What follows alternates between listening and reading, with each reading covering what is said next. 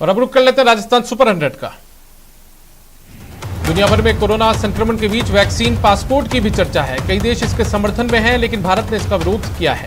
G7 देशों के स्वास्थ्य मंत्रियों के साथ बैठक में डॉक्टर हर्षवर्धन ने इसे भेदभावपूर्ण वाली पहल बताया। नए आईटी रूल्स को लेकर ट्विटर और केंद्र सरकार के बीच विवाद थमने का नाम नहीं ले रहा है। शनिवार को केंद्र सरकार की ओर से ट्विटर को फाइनल नोटिस भेजा गया है। इसमें सरकार ने सख्त लहजे में कहा है कि ट्विटर या तो नियम माने या फिर नतीजे भुगतने के लिए तैयार है। उपराष्ट्रपति वेंकैया नायडू के निजी ट्विटर अकाउंट पर ब्लू टिक दोबारा आ गई है। इससे पहले ट्विटर ने सफाई देते हुए कहा था कि लंबे वक्त से अकाउंट लॉगिन नहीं होने के कारण ब्लू टिक हट गया था। वहीं सूत्रों का कहना है कि सरकार ट्विटर के खिलाफ एक्शन के मूड में है। वहीं ट्विटर ने आरएसएस प्रमुख मोहन भागवत के ट्विटर अकाउंट से ब्लू टिक हटा दिया है। पीएम मोदी ने आज वीडियो कॉन्फ्रेंसिंग के जरिए विश्व पर्यावरण दिवस कार्यक्रम में भाग लिया। इस मौके पर उन्होंने किसानों के साथ संवाद किया। पीएम ने संवाद के दौरान कहा कि जैविक खाद से किसानों को फायदा हुआ है। उन्होंने किसानों को जैविक खेती अपनाने की सलाह दी। नरेंद्र मोदी ने अपने संबोधन में कहा कि अब इथेनॉल 21वीं सदी की प्राथमिकताओं से जुड़ गया है। इथेनॉल के उत्पादन का प्रोजेक्ट लॉन्च किया गया है। इथेनॉल सेक्टर के विकास के लिए रोड मैप तैयार किया गया है। कोरोना की रफ्तार घटने के चलते अब दिल्ली सरकार ने धीरे धीरे अनलॉक करने का फैसला लिया है। दिल्ली के सीएम अरविंद केजरीवाल ने ऐलान किया कि ऑड इवन फॉर्मूले से बाजार खुलेंगे। कोरोना काल में भी गहलोत सरकार ने राज्य के शहरों की जनता को बड़ी राहत देने की तैयारी की है। शहरी निकायों की जनता की समस्याओं के लिए प्रशासन शहरों के संग अभियान चलाएगा और कोरोना से बचाव को देखते हुए जनता की समस्याओं का ऑनलाइन निस्तारण किया जाएगा। बाड़मेर में भारत पाक सीमा से सटे चौहटन उपखंड में संदिग्ध गुब्बारा मिलने से हड़कंप मच गया। धनाऊ इलाके के पावड़ा तला में एरोप्लेन की शेप का यह संदिग्ध गुब्बारा खेत में पड़ा मिला है।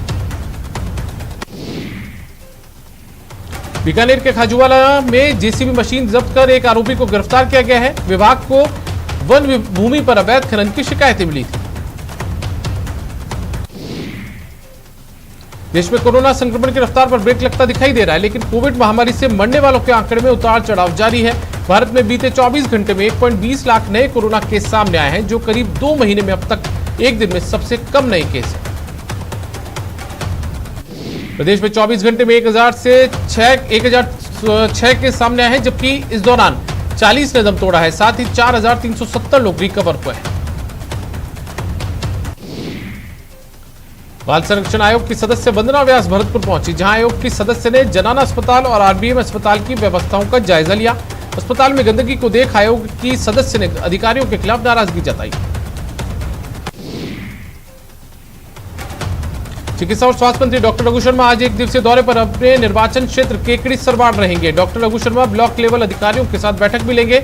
इसके बाद मंत्री डॉक्टर रघु शर्मा केकड़ी में गरीब असहाय लोगों को राशन वितरित करेंगे। मंत्री शांति धारीवाल कोटा दौरे पर हैं। आज उन्होंने दूसरे दिन सुबह से ही विकास कार्यों का निरीक्षण करने निकल पड़े। स्टेशन सुभाष लाइब्रेरी को दिए जा रहे हेरिटेज लुक प्रोजेक्ट से उन्होंने अपने निरीक्षण की शुरुआत की। टोंक के निवाई सीएससी में 1 करोड़ की लागत से बनने वाले ऑक्सीजन प्लांट का विधायक प्रशांत बैरवा ने शिलान्यास किया। विधायक ने बताया कि राज्य सरकार इस ऑक्सीजन प्लांट को जल्द बनाकर तैयार करेगी। श्रीगंगानगर में भी पूर्व सीएम वसुंधरा राजे के समर्थकों ने वसुंधरा जन रसोई योजना की शुरुआत की है। वसुंधरा जन रसोई योजना के जरिए लॉकडाउन से प्रभावित गरीब और जरूरतमंदों को दोनों वक्त का खाना उपलब्ध करवाया जाएगा। कोरोना की रोकथाम के लिए संत प्रतापपुरी सेवा समिति पोखरण की ओर से क्षेत्र के विभिन्न ग्रामीण क्षेत्रों में निःशुल्क आयुर्वेदिक काढ़ा वितरण किया गया। प्रतापगढ़ के मुंगाना कस्बे में आधी रात से शुरू हुआ बारिश का दौर सुबह तक भी जारी रहा। बारिश के चलते आमजन ने जहां गर्मी से राहत महसूस की, वहीं किसानों के चेहरों पर मायूसी छा गई। सिरोही के नेशनल हाईवे पर एक ट्रक बाइक चालक को बचाने के चक्कर में बेकाबू होकर पलट गया। बाइक चालक को मामूली सी चोट आई। ट्रक ड्राइवर और खलासी कांच तोड़कर बाहर निकले, जिसमें से मौके पर चालक को खलासी को गंभीर चोटें आई। कोटा एसडीएम की पहल से शुरू हुआ गेहूं बैंक जरूरतमंदों के लिए वरदान साबित हो रहा है। 14 ग्राम पंचायतों से 724 क्विंटल अनाज एकत्रित किया गया है। इसके तहत हर पंचायत में जरूरतमंदों को वितरित करने की सूची तैयार की जा रही है, जिनको राशन दिया जाएगा। वहीं गोनिया गेहूं बैंक कमेटी की ओर से निराश्रित हुए बच्चों को 20,000 रुपए की आर्थिक सहायता दी गई। टोंक में कोरोना हेल्पिंग हैंड्स ने करीब 1.5 लाख रुपए के जीवन रक्षक उपकरण बनेठा पीएससी को भेंट किए। इस मौके पर एसडीएम रजनी मीणा, सीओ प्रदीप गोयल भी मौजूद रहे। चित्तौड़गढ़ में कोरोना संक्रमण के बाद अब जहां अनलॉक की प्रक्रिया शुरू हो रही है, वहीं दूसरी ओर संक्रमण के बाद बड़ी महंगाई का असर खाने पीने की चीजों पर दिखने लगा है। घरेलू राशन की सामग्री पर मूल्य में तेजी से बढ़ोतरी देखने को मिल रही है। श्रीगंगानगर में वीकेंड कर्फ्यू के दौरान पुलिस पूरी सख्ती बरत रही है। वैसे तो आज बाजारों में सन्नाटा है, फिर जो लोग बिना वजह घूम रहे हैं उनके खिलाफ कड़ी कार्रवाई की जा रही है। भरतपुर में वीकेंड लॉकडाउन के दौरान भी बाजारों में लोगों की चहलकदमी देखने को मिली। वहीं कर्फ्यू की पालना कराने के लिए प्रशासन की ओर से भी कोई इंतजाम नजर नहीं आए। वहीं जिन गिने चुने पुलिस कर्मियों को कर्फ्यू पालन के लिए लगाया गया है, वे आराम फरमाते हुए नजर आए। राजसमंद जिले के भीम देवगढ़ एसडीएम चंद्र प्रकाश वर्मा ने आम नागरिक की तरह स्कूटी पर बाजारों का औचक निरीक्षण किया और नियमों का उल्लंघन करने वाले दुकानदारों के चालान काटे। बारा में एग्री इनपुट डीलर्स एसोसिएशन ने जिले के 1200 गांवों में किसान कोविड जागरूकता अभियान चलाया है, जिसके तहत ग्रामीणों को कोरोना से बचाव, टीकाकरण और चिरंजीवी योजना का लाभ लेने के लिए जागरूक किया जाएगा। जयपुर के नेहरू पैलेस में भारत सरकार के अधीन संचालित द न्यू इंडिया बीमा कंपनी में कोविड-19 वैक्सीनेशन कैंप का आयोजन हुआ। इस कैंप में 200 कार्मिकों और उनके परिवार के सदस्यों ने कोविड-19 का टीका लगवाया है। भरतपुर के रुदावल में 10 साल की बच्ची से दुष्कर्म के प्रयास का मामला सामने आया है। परिजनों ने एक शिक्षक के खिलाफ नामजद मामला दर्ज करवाया है। अजमेर के आदर्श नगर इलाके में नाबालिग से गैंगरेप का मामला सामने आया। नाबालिग की बहन ने थाने में केस दर्ज करवाया है, वहीं पुलिस ने जांच शुरू की है। झालावाड़ के मनोर थाना कस्बे में 3 गुमटियों के ताले तोड़कर उसमें रखे सामान पर हाथ साफ कर दिया गया। अलवर के बानसूर में वाहन पर सवार बदमाशों ने राजेश नामक शख्स के घर पर फायरिंग कर दी। पीड़ित राजेश शर्मा ने बताया कि उसका पैसों को लेकर विवाद चल रहा है। पुलिस ने मौके से कारतूस का एक खोल भी बरामद किया है। दौसा में एक प्रेमी जोड़े ने पुलिस से सुरक्षा की मांग की है। कोलवा थाना इलाके के प्रीतम बैरवा का अलवर जिले की पिंकी बैरवा से प्रेम प्रसंग चल रहा था, लेकिन घर वालों ने शादी की सहमति नहीं दी, जिसके बाद प्रेमी जोड़े ने कोर्ट में मैरिज की। चूरू में पुलिस ने NH 52 पर नाकाबंदी कर एक ट्रक से 185 किलोग्राम डोडा पोस्ट जब्त किया। पुलिस ने डोडा पोस्ट की तस्करी के 2 आरोपियों को भी गिरफ्तार किया है। हेरोइन तस्करी मामले में दिल्ली से एनसीबी की टीम बीएसएफ हेडक्वार्टर पहुंची है और अधिकारी ज्ञानेश्वर सिंह बीकानेर पहुंचे, जो ग्राउंड जीरो पर मामले की पड़ताल करेंगे। अजमेर में पुलिस ने बिना बिल की चांदी ले जाने के जुर्म में 2 युवकों को पकड़ा और उनसे 1,06,000 रुपए का जुर्माना वसूला। कोटा के कैथून थाना इलाके में अपनी ही सास पर चाकू से ताबड़तोड़ हमला कर घायल करने की वारदात को अंजाम देने के आरोपी को पुलिस ने गिरफ्तार कर लिया। आरोपी कलयुगी दामाद कपिल जैन अलग अलग इलाकों में फरारी काट रहा था।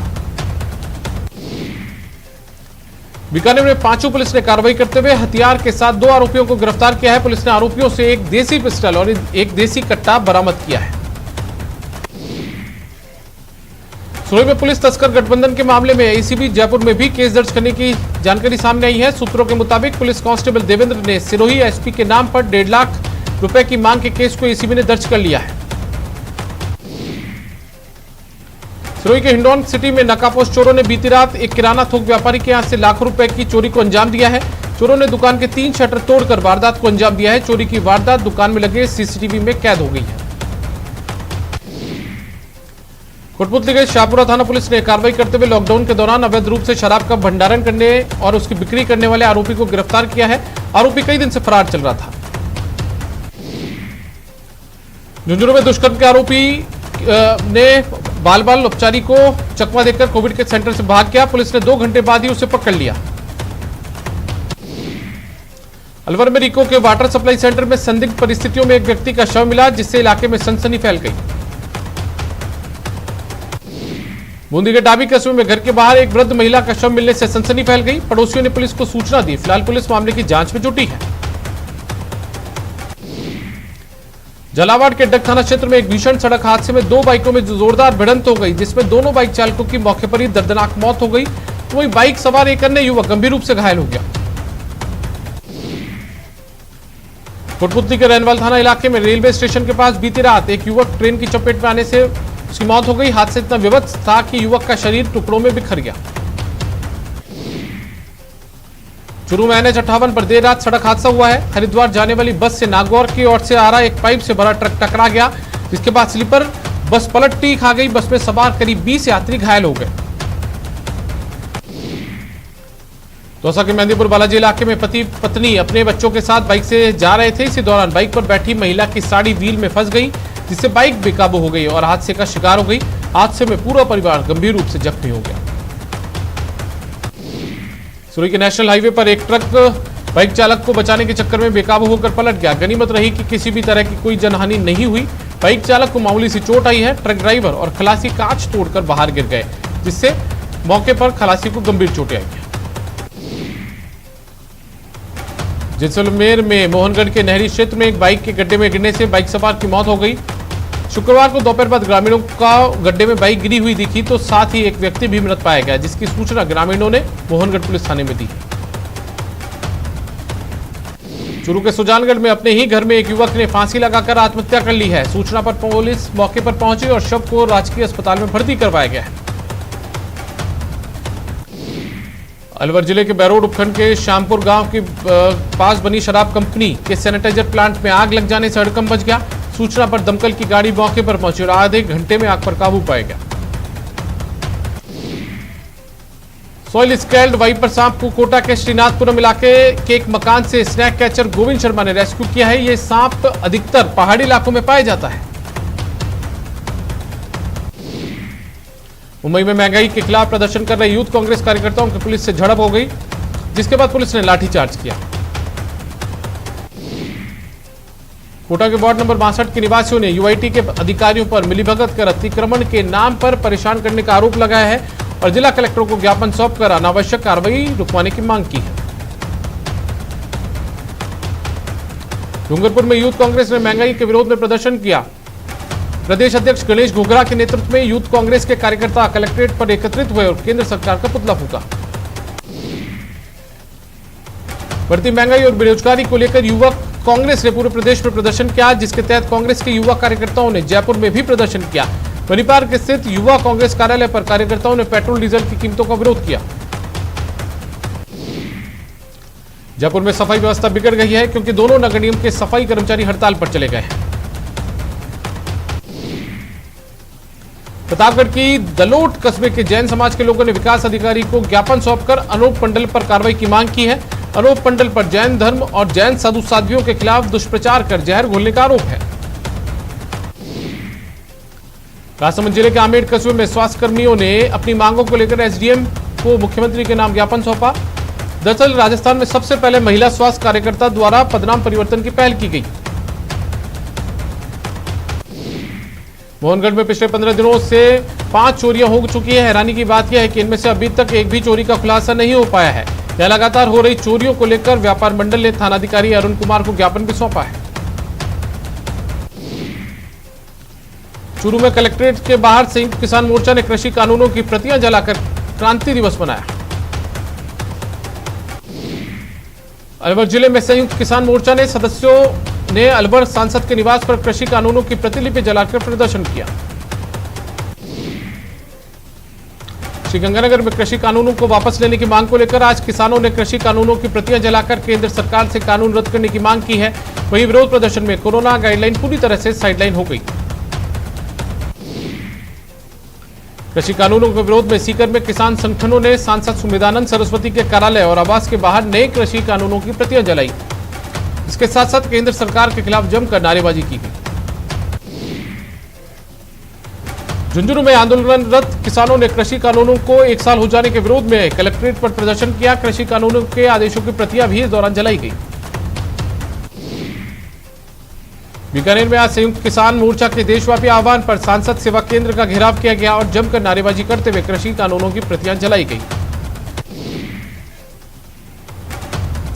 कोटा में संयुक्त किसान मोर्चा के आह्वान पर कोटा में किसान संगठन ने कृषि कानूनों का विरोध किया और पुलिस अधिकारियों को ज्ञापन सौंपा। संयुक्त किसान मोर्चा की ओर से आज क्रांति दिवस मनाया गया। दौसा में कलेक्ट्रेट के बाहर ही संयुक्त किसान मोर्चा के कार्यकर्ताओं ने केंद्र के खिलाफ नारेबाजी की और केंद्र से तीनों कृषि विधेयक वापस लेने की मांग भी की।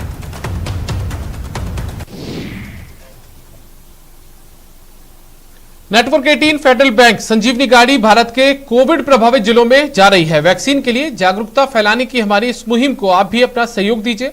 चलिए आपको दिखाते हैं कि संजीवनी गाड़ी अब तक कहां गई और आज कहां है।